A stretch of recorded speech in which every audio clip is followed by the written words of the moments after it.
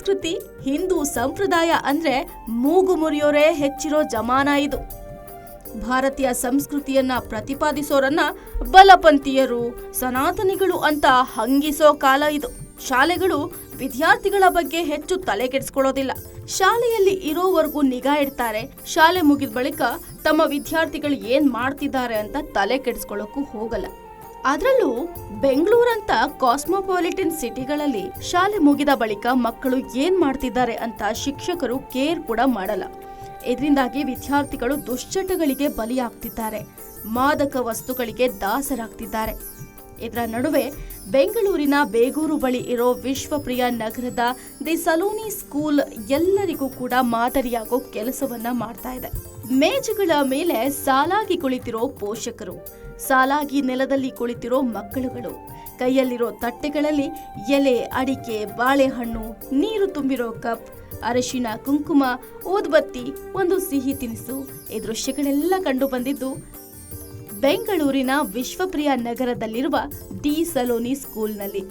10ನೇ ತರಗತಿ ಮಕ್ಕಳ ಬೀಳ್ಕೊಡುಗೆ ಸಮಾರಂಭದಲ್ಲಿ ಇಂತಹದೊಂದು ಅದ್ಭುತವಾದ ದೃಶ್ಯ ಕಂಡು ಬಂದಿದೆ.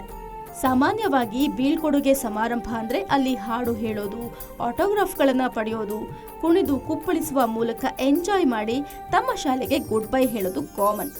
ಆದ್ರೆ ದಿ ಸಲೂನಿ ಸ್ಕೂಲ್ನಲ್ಲಿ ಭಾರತೀಯ ಸಂಸ್ಕೃತಿಯನ್ನ ಮಕ್ಕಳ ಮನಸ್ಸಲ್ಲಿ ತುಂಬಿಸೋ ಒಂದೊಳ್ಳೆ ಕಾರ್ಯವನ್ನ ಮಾಡಿದ್ದಾರೆ. ದಿ ಸಲೂನಿ ಸ್ಕೂಲ್ನಲ್ಲಿ 10ನೇ ತರಗತಿ ವಿದ್ಯಾರ್ಥಿಗಳ ಬೀಳ್ಕೊಡುಗೆ ಸಮಾರಂಭದಲ್ಲಿ ಮಕ್ಕಳಿಂದ ಅವರ ಪೋಷಕರಿಗೆ ಪಾದ ಪೂಜೆ ಮಾಡಿಸಿದ್ದಾರೆ.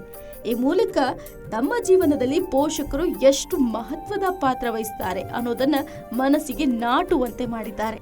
ಇದನ್ನ ನೋಡ್ತಿರೋ ಕೆಲವರಿಗೆ ಇದರಲ್ಲಿ ಏನ್ ಸ್ಪೆಷಲ್ ಇದೆ ಅಂತ ಅನಿಸ್ಬೋದು. ಮಠ ಮಾನ್ಯಗಳು ನಡೆಸೋ ಶಾಲೆಗಳಲ್ಲಿ ಇವೆಲ್ಲ ಕಾಮನ್ ಬಿಡಿ ಅನ್ನೋ ಫೀಲಿಂಗ್ ಬರ್ತಿರ್ಬೋದು. ಆದ್ರೆ ದಿ ಸಲೂನಿ ಸ್ಕೂಲ್ನಲ್ಲಿ ಮಾಡ್ತಿರೋ ಈ ಸಂಪ್ರದಾಯ ನಿಜಕ್ಕೂ ಸ್ಪೆಷಲ್. ಈ ಶಾಲೆಯನ್ನ ನಡೆಸ್ತಿರೋದು ಮಠ ಮಾನ್ಯಗಳಲ್ಲ, ಹಿಂದೂ ಸಾಂಸ್ಕೃತಿಕ ಸಂಘಟನೆಗಳ ಒಡೆತನದಲ್ಲಿರೋ ಶಾಲೆ ಅಲ್ಲವೇ ಅಲ್ಲ. ಬದಲಿಗೆ ಶ್ರೀಯುತ ಹಸನ್ ಅಲಿ, ಶ್ರೀಮತಿ ಅನೀಸ್, ಶ್ರೀ ಇರ್ಫಾನ್ ಹೈದರ್ ಈ ಶಾಲೆಯ ನಿರ್ದೇಶಕರು. ಅನುರಾಧ ಎಸ್ ರಾಜು ಅವರು ಶಾಲೆಯ ಪ್ರಾಂಶುಪಾಲರಾಗಿದ್ದಾರೆ. ಜಾತಿ ಜಾತಿಗಳ ನಡುವೆ, ಧರ್ಮಗಳ ನಡುವೆ ಸಂಘರ್ಷ ಮೂಡಿಸಿ ಶಾಂತಿ ಕದಡೋ ಪ್ರಯತ್ನ ಮಾಡೋ ಈ ದಿನಗಳಲ್ಲಿ ಈ ಶಾಲೆ ಮಾಡಿರುವ ಕಾರ್ಯವನ್ನ ಎಲ್ಲರೂ ಮೆಚ್ಚಲೇಬೇಕು.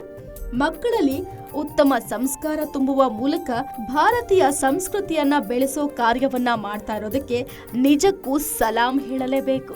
ಮಾತೃ ದೇವೋಭವ, ಪಿತೃ ದೇವೋಭವ, ಅತಿಥಿ ದೇವೋಭವ, ಆಚಾರ್ಯ ದೇವೋಭವ ಅನ್ನೋದು ಭಾರತೀಯ ಸಂಸ್ಕೃತಿ.